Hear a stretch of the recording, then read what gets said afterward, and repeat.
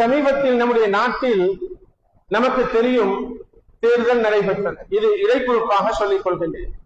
ஏனென்றால் வாட்ஸ்அப் குரூப்புகளில் ஒவ்வொரு குடும்பத்திலும் பேசக்கூடிய நேரத்தில் சில வாலிபர்களுடைய அல்லது கொஞ்சம் படித்தவர்களுடைய வார்த்தைகளை பார்க்கும் பொழுது இவர்களுடைய ஈமான் அவர்களுடைய அந்த நேரத்தில் இருக்கின்றதா அல்லது ஈமான் அவருடைய தலைக்கு மேல் உயர்த்தப்பட்டு விட்டதா என்ற சந்தேகம் வரக்கூடிய அளவுக்கு கலைத்த செய்திகளை நான் என்னுடைய காதால் கேட்டேன். கனிமான சகோதரர்களே, ஆட்சி அமைப்பதும் ஆட்சி அமைக்க அதாவது நல்லாட்சியை கொண்டு வருவதும் மோசமான ஆட்சியை கொண்டு வருவதும் இது அல்லாஹ்வுடைய முடிவில் இருக்கின்றது. இந்நாள் வந்தால் நமக்கு நிம்மதி, இந்நாள் வந்தால் நமக்கு கெடுதி என்ற அகீதா நமக்கு தேவையில்லை என்பார்களே. நம்முடைய அல்லாஹ் இருக்கின்றான், நம்மை படைத்த ரப்பு இருக்கின்றான். சஹாபாக்களுக்கு பத்ரில் உதவி செய்த அல்லாஹ் தான் இப்பொழுதும் இருக்கின்றான். சஹாபாக்களுக்கு அதாவது கந்தக்கில் உதவி செய்த ரப்பு தான் இன்னும் இருக்கின்றான்.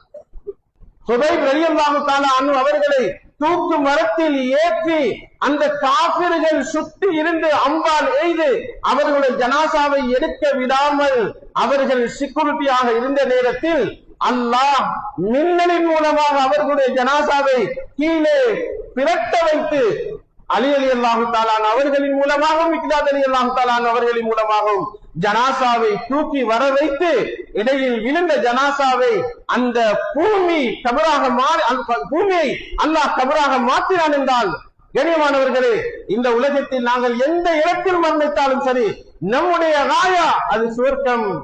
நாம் எந்த ஆட்சியாளர்களால் பழிக்கப்பட்டவர்களால் வாழ்ந்தாலும் சரி நமக்கு சுவர்க்கம் நிச்சயம். ஆனால் ஈமானில் குறைபாடு வரக்கூடாது, அந்த ஈமானை பலப்படுத்தத்தான் நாம் முயற்சிக்க வேண்டும். கண்ணியமானவர்களே, ஹதீஸ்களை எடுத்து பார்க்கும் பொழுது நாம் ஈமானில் எவ்வளவு பலகீனமானவர்கள் என்ற விடயத்தை நமக்கு அழகான முறையில் வழங்கிக் கொள்ளலாம். அந்த நீண்ட ஹதீஸில் அல்லாஹ் தஆலா சொல்லுகின்றான், நான் தான் கதிர்களை ஏற்படுத்தக்கூடிய மகாதீர்களை உருவாக்கக்கூடியவன், நான் தான் இந்த உலகத்தை அதாவது செயல்படுத்திக் கொண்டு இருக்கக்கூடியவன். எது நடந்தாலும் என்னுடைய முடிவு பிரகாரம் தான் நடக்கின்றது. யாரு இதனை ஏற்றுக்கொள்கின்றார்களோ பொருந்திக் கொள்கின்றார்களோ கியாமத்துடைய நாளையில் அவன் என்னை சந்திக்கும் பொழுது நான் அவனை பொருந்திக் கொள்கின்றேன். மேலும் அல்லாஹ் சொல்லுகின்றான், நான் முடிவு செய்ததை பொருந்திக் கொள்ளாமல் வாழ்வார்கள் என்னால், அந்த பலாய்களை அந்த முசீபத்துகளை சபர் செய்யாமல் வாழ்வாரானால், நான் கொடுத்த நிஅமத்துகளுக்கு நன்றி செலுத்தாமல் வாழ்வார்களானால் அல்லாஹ் சொல்லுகின்றான், என்னுடைய வானத்திற்கு கீழால் இருந்து நீங்கள் என்ன செய்யுங்கள், நீங்கள் வெளியேறி விடுங்கள். என்னை தவிர வேறொரு ரப்பை நீங்கள் தேர்ந்தெடுத்துக் கொள்ளுங்கள் என்று அல்லாஹ் கோபமாக சொல்லுகின்றான். கனிமான சகோதரர்களே, இந்த வானத்துக்கு கீழால் வாழக்கூடிய நாங்கள் அல்லாஹ்வுடைய அந்த வானத்துக்கு கீழ் தான் நாங்கள் வாழ்ந்து கொண்டிருக்கின்றோமே ஒழிய இந்த வானத்தை உருவாக்கியவன் அல்லாஹ்வை தவிர வேறு யாரும் கிடையவே கிடையாது. அல்லாஹ் சொல்லக்கூடிய இந்த மானா என்னவென்று சொன்னால், எது நடந்தாலும் சபர் செய்யுங்கள், அந்த சபருக்குரிய கூலி அது சுவர்க்கத்தை நான் நிச்சயமாக தருகின்றேன். கனிமான சகோதரர்களே, அதே ஹதீஸை குதுஸில் அல்லாஹ் சொல்லுகின்றான், என்னுடைய இஸ்ஸத்தின் மீது சத்தியமாக, என்னுடைய ஜலாலியத்தின் மீது சத்தியமாக, என்னுடைய அஸ்மத்தின் மீது சத்தியமாக, என்னுடைய கிப்ராயின் மீது சத்தியமாக, லா அப்தலி அப்தன் ஃபயர்லா, நான் ஒரு மனிதனை சோதிக்கும் பொழுது அவன் பொருந்திக் கொண்டான். கனிமான சகோதரர்களே, அல்லாஹ் சோதிப்பதற்கு அவனுக்கு பல வழிகள் இருக்கின்றது. சிலர்களை ஏழ்மையின் மூலமாக சோதிக்கலாம், ஏழ்மையை கொடுத்து சோதிக்கலாம், சிலர்களை பணத்தை கொடுத்து சோதிக்கலாம். அல்லாஹ் சொல்லுகின்றான், உங்களுக்கு நல்லது நடந்தாலும் அது சில நேரம் ஃபித்னாவாக மாறும், உங்களுக்கு ஷர்ராக நடந்தாலும் அது ஃபித்னாவாக மாறும். ஆனால் நீங்கள் திரும்பி வர வேண்டியது என் பக்கம்தான். கனிமானவர்களே, அல்லாஹ் சொல்லுகின்றான், நான் சோதிக்கும் பொழுது அது எந்த வழிகளாக இருந்தாலும் சரி. கனிமானவர்களே, சிலர்களுக்கு அதாவது வீடு சொந்தமாக கிடையாது, கூலிக்கே தான் இருந்து வாழ்ந்து மூத்தாகின்றார், அது அல்லாஹ்வுடைய முடிவு, அது அல்லாஹ்வுடைய முடிவு. சிலர்கள் நோயாய்ப்பட்டு இருக்கிறார்கள், அவர்களுடைய நோயை கண்டு நாங்கள் பயப்படுகின்றோம். கண்ணியமானவர்களே, அதுவும் அல்லாஹ்வுடைய முடிவு. உலகத்தில் எது நடந்தாலும் நம்முடைய கண்ணுக்கு படக்கூடிய எதுவாக இருந்தாலும் கண்ணியமான சகோதரர்களே, இவைகள் அனைத்தும் அல்லாஹ்வுடைய முடிவின் பிரகாரம் தான் நடைபெற்றுக் கொண்டிருக்கின்றது.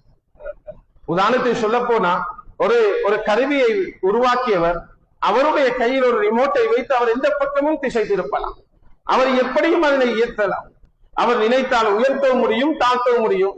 அவர் நினைத்தால் ஒரு பக்கத்தை கலட்டி வைக்கவும் முடியும், இறுக்கி விடவும் முடியும். அவர் நினைத்தால் அதை கொண்டு போய் ஒன்றில் முட்ட வைக்கவும் முடியும், முட்டாமல் வைக்கவும் முடியும். ஏனென்றால் அது அவர் படைத்தது, அவர் உருவாக்கியது. இதே போன்றுதான் கண்ணியமானவர்களே, இந்த உலகத்தை படைத்து பராமரித்து போஷித்து இந்த உலக மக்களுடைய அனைத்து விடயங்களையும் தூங்காமல் பசி வராமல் எந்தவித சிறு தூக்கமோ பெருத்தூக்கமோ இல்லாமல் அனைத்தையும் சமீஅன் பசீரா பேசக்கூடிய அனைத்து படைப்பினங்களுடைய பிரார்த்தனையும் கேட்டுக்கொண்டிருக்கின்றான். யாரையும் எந்த படைப்பையும் தன்னுடைய பார்வைக்கு அப்பால் விட்டது கிடையாது. இப்படிப்பட்ட ரப்பு சொல்லுகின்றான், நான் யாருக்காவது ஏதாவது கொடுக்கும் பொழுது, சோதிக்கும் பொழுது அவன் அதனை பொருந்திக் கொள்வான் என்று சொன்னால், இல்லஸ்தஹ்யைது மின்ஹு யௌமல் கியாமா, நான் வெட்கப்படுகின்றேன் கியாமத்துடைய நாளையில், அன்ஷூர லஹு தீவானா, அவனுடைய இந்த செயலேட்டை அவனுக்கு முன்னால் விரிப்பதற்கு நான் வெட்கப்படுகின்றேன். அவனுடைய செயலேட்டை அவனுக்கு முன்னால் விரிப்பதற்கு நான் வெட்கப்படுகின்றேன். அல்லது அவனை மீசானுக்கு முன்னால் கொண்டு போய் நிறுத்தாக்குவதற்கு நான் வெட்கப்படுகின்றேன். அல்லாஹ் சொல்லுகின்றான், நான் அவனை எந்தவித கேள்வியும் இல்லாமல் சுவர்க்கத்தில் நுழைவிக்க நான் நாடுகின்றேன் என்று அல்லாஹ் சொல்லுகின்றான். கனிமான சகோதரர்களே, என்ன நிலைமை வந்தாலும் சரி, அது அல்லாஹ்வுடைய முடிவு பிரகாரம் தான் நடைபெறுகின்றது. அல்லாஹ்வுடைய முடிவு பிரகாரம் தான் நடைபெறுகின்றன. எங்களுடைய இக்தியார் அந்த இடத்தில் எதுவுமே கிடையாது. ஹவாரிஜ் என்று சொல்லக்கூடிய ஒரு கூட்டம் இருக்கின்றார்கள் ஷியாக்கள். அவர்கள் சொல்லக்கூடிய ஒரு அகீதா தான், அதாவது நன்மைகள் அனைத்தும் அல்லாஹ் புறத்தால் ஏற்படுகின்றது, தீமைகள் அனைத்தும் நாங்கள் தான் செய்கின்றோம் என்று. கனிமான சகோதரர்களே, இது ஹவாரிஜிகளுடைய அகீதாவாக இருக்கின்றது. ஆனால் நம்மில் சிலரும் இவ்வாறு இந்த கொள்கையில் சிலர்கள் இருக்கின்றார்கள். வமா அஸாபக மின் ஹஸனத்தின் ஃபமினல்லாஹ் வமா அஸாபக மின் ஸய்யத்தின் ஃபமின் நஃப்ஸிக் என்ற இந்த வார்த்தையை ஆதாரம் காட்டுகின்றார்கள். இது அகீதா சம்பந்தமான விடயம். கண்ணியமான சகோதரர்களே, ஆனால் உலமாக்கள் இதற்கு தாவீல் செய்யும் பொழுது, அல்லாஹ் உன்னை எப்பொழுது தெரியுமா சோதிக்கின்றான்? நீ அல்லாஹ்வுக்கு மாற்றம் செய்யும் பொழுது, நீ அல்லாஹ்வுக்கு எதிராக நடக்கும் பொழுதுதான். கண்ணியமான சகோதரர்களை, குர்ஆனில் அல்லாஹ் சொல்லும் பொழுது, இந்த வானத்து இந்த பூமியில் இருந்தும் கடலில் இருந்தும் வரக்கூடிய இந்த சோதனைகள் பிமா கஸபத் ஐதீக்கும், நீங்கள் தேடிக்கொண்டவைகளை கொண்டுதான். இவ்வாறு அல்லாஹ் படிப்படியாக ஈமானை பற்றி பேசிக்கொண்டே செல்லுகின்றான். ஆனால் இந்த ஈமானில் குறைபாடுள்ளவர்களாக நாங்கள் ஆகிவிடக் கூடாது.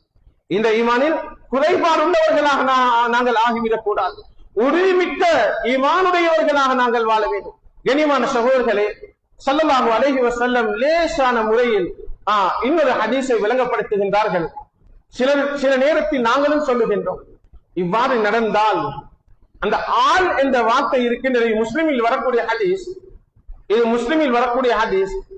லவ் ஃபஅல்து, அதாவது லவ் ஃபஅல்து கான கதா, நான் செய்திருந்தால் இவ்வாறு நடந்திருக்குமே என்ற ஒரு வார்த்தை இருக்கின்றனவே, அந்த வார்த்தையை பற்றி ரசூலுல்லாஹ் சொன்னார்கள், நீங்கள் இவ்வாறு பாவிக்க வேண்டாம்.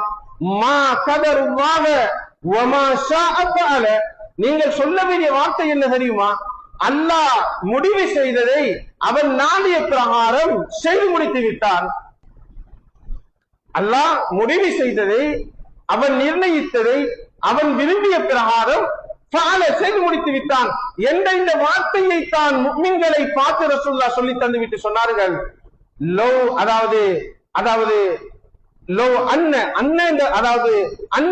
லவ் என்ற இந்த வார்த்தை இருக்கின்றனவே, தஃப்தஹு அமல ஷைத்தான், இது ஷைத்தானுடைய அந்த செயல்களுக்கு அது ஒரு வழியாக அமைந்துவிடும் என்பதாக சொன்னார். ஒரு வாலிபர் ஒரு கடிதம் எழுதுகின்றார்கள். அதாவது ஒரு பெரும் ஆலிமுக்கு கடிதம் எழுதுகின்றார்கள். என்னுடைய சகோதரிக்கு நான் சத்திர சிகிச்சை செய்து சில நாட்களில் அந்த சகோதரி வஃபாத்தாகிவிட்டார். என்னுடைய உள்ளத்தில் ஒரு வஸ்வசா ஏற்படுகின்றது. என்னுடைய சகோதரிக்கு நான் இந்த ஆபரேஷனை, சத்திர சிகிச்சையை செய்யாமல் இருந்திருந்தால் என்ற அந்த ஆள் என்ற வார்த்தை என்னுடைய உள்ளத்தில் உருண்டோடிக் கொண்டிருக்கின்றது. ஹஸரத், இதற்கு என்ன இஸ்லாத்தினுடைய முடிவு என்பதாக கேட்டார். ஃபத்வா எழுதப்பட்டது. அந்த ஆள் என்ற அந்த லோ என்ற வார்த்தை இருக்கிறதே, இது ஷைத்தானை இன்னும் அவனை அதாவது ஆர்வப்படுத்தி உங்களுடைய ஈமானில் சந்தேகத்தை ஏற்படுத்துவதற்கு அது வழிவகுத்துவிடும். அதனால் ஸல்லல்லாஹு அலைஹி வஸல்லம் என்ன சொன்னார்களோ அது மட்டும் தான் நாங்கள் ஈமான் கொள்ள வேண்டும். என்ன சொன்னார்கள்?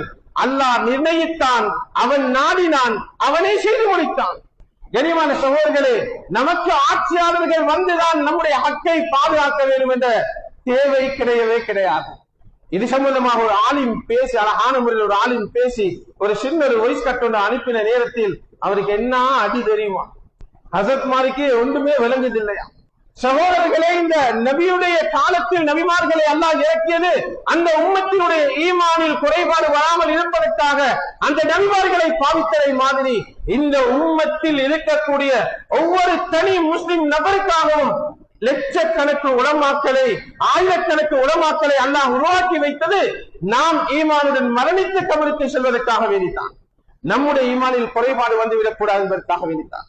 இன்னும் சிலர்கள் பேசியிருந்தார்கள், ஹசரத் மாலிக்கு என்ன தெரியுமா, மதரசால இருந்து பிள்ளைகளுக்கு ஓதி கொடுக்கிறது மட்டும்தான். கண்ணியமானவர்களே, இந்த ஆட்சியை, இந்த அதிகாரத்தை, இந்த சிம்மாசனத்தை, இந்த ஆட்சி பீடத்தில் உட்கார்ந்து இந்த முழு பூமியையும் ஆட்சி செய்யக்கூடிய அறிவை எல்லாம் அல்லாஹ்வுடன் இணைந்தவர்களுக்கு கொடுத்தது மாதிரி உலக கல்வியை சுமந்து வெறுமனே உலகத்திலே தன்னுடைய மூளையை லைத்து வைத்திருக்கக்கூடியவர்களுக்கு அல்லாஹ் கொடுக்கவில்லை. இந்த உலமாக்கள் ஆட்சியாளர்களுக்கு தேவைப்படும், இந்த உலமாக்கள் வைத்தியர்களுக்கு தேவைப்படும், இந்த உலமாக்கள் அதாவது லோயஸ்மாருக்கு தேவைப்படும், இந்த உலமாக்கள் முழு உலகத்துக்கும் தேவைப்படும். உலமாக்கள் இல்லை என்று சொன்னால் கண்ணியமானவர்களே, இந்த உலகத்தில் அல்லாஹ் நல்லவர்களாக மக்களை வாழ வைக்க விட மாட்டான். தஸவ்வுஃபுடைய கிதாபுகளில் எழுதப்பட்டிருக்கின்றது, எந்த ஊரில் ஒரு ஆலிம் இல்லையோ அந்த ஊரில் நீங்கள் வாழ வேண்டாம், ஆலிம் உள்ள இடத்துக்கு நீங்கள் உங்களுடைய இஸ்தலத்தை தேடிச் செல்லுங்கள் என்பதாக நம்முடைய முன்னோர்களான தஸவ்வுஃபுடைய உலமாக்கள் தெளிவான முறையில் இந்த உம்மத்துக்கு எழுதி தந்திருக்கிறார். கண்ணியமானவர்களே, ஈமானில் பழுது வராமல் இருப்பதற்காகத்தான் உலமாக்கள் மிம்பரில் இது சொல்லிக் கொண்டிருப்பது,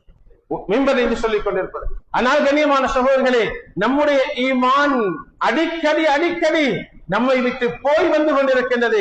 அதனை சரி செய்வதற்காகத்தான் உலமாக்கள் கத்தி சொல்லுகிறார்கள், இங்க வாங்கப்பா, நீங்க நினைத்தது மாதிரி இந்த உலகத்தில் எதுவும் நடந்து கொண்டிருப்பது கிடையாது, அல்லாஹ் வழி நடத்தி கொண்டிருக்கின்றார்.